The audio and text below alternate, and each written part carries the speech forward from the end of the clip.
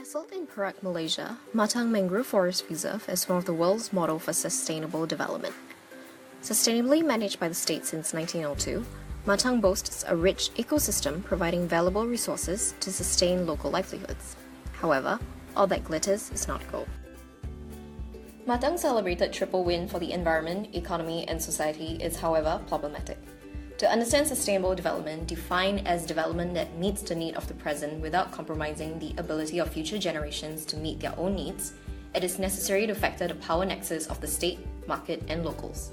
Specifically, we ask how power relations between stakeholders shape the framing and experiences of sustainable development in Matang. The concepts underpinning our analysis are, firstly, liberal environmentalism, involving processes of market integration and commoditization of the environment. Next, structural violence, uncovering social and environmental injustice. We shall explore these concepts through the experiences of one local, Ahmad. Hi, nama saya Ahmad.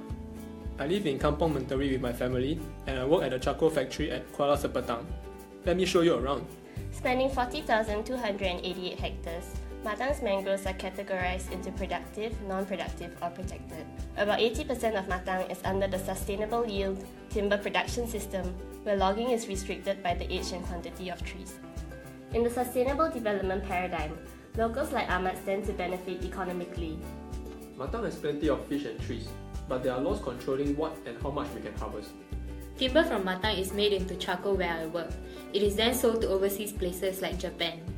Matang also attracts tourists. I plan to be an eco-guide. From Ahmad's experience, it appears that market integration and commoditization of Matang's ecosystem services are effective in managing resource use and generating employment. However, Ahmad's everyday life reveals the inequalities and structural violence stemming from the accumulation by dispossession tendencies of neoliberal capital. Our kampong is crowded because of Matang's environmental law. We have been applying for access to new lands for over 30 years. But last month, the government gave the land to developers. We cannot cut wood to fix our roofs and fishing boats, but the developer can. I don't know how long I can live in Matang. The land is protected. We cannot get land titles. The companies behind oil palm plantations and charcoal factories discharge untreated waste, while farmers are using chemicals that contaminate groundwater. The government and businesses did nothing to resolve these issues, and now we suffer.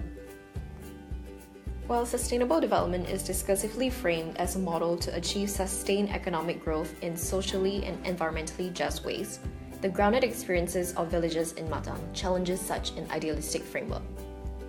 The benefits and negative impacts are unequally borne by those involved in Matang's construction as a model of sustainable development. The state plans for the discourse and implementation of sustainable development projects. Market actors such as land developers exploit the paradigm to greenwash their continued accumulation by dispossession of mangrove commons such as land and timber.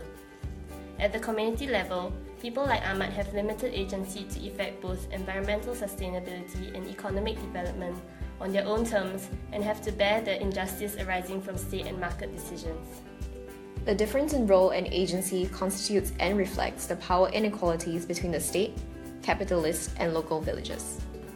The irony of sustainable development being a framework for continued exploitation reveals a reality that sustainable development is not inherently good or bad, but is a complex of the power relations that shape how it is framed, implemented, and experienced by different stakeholders.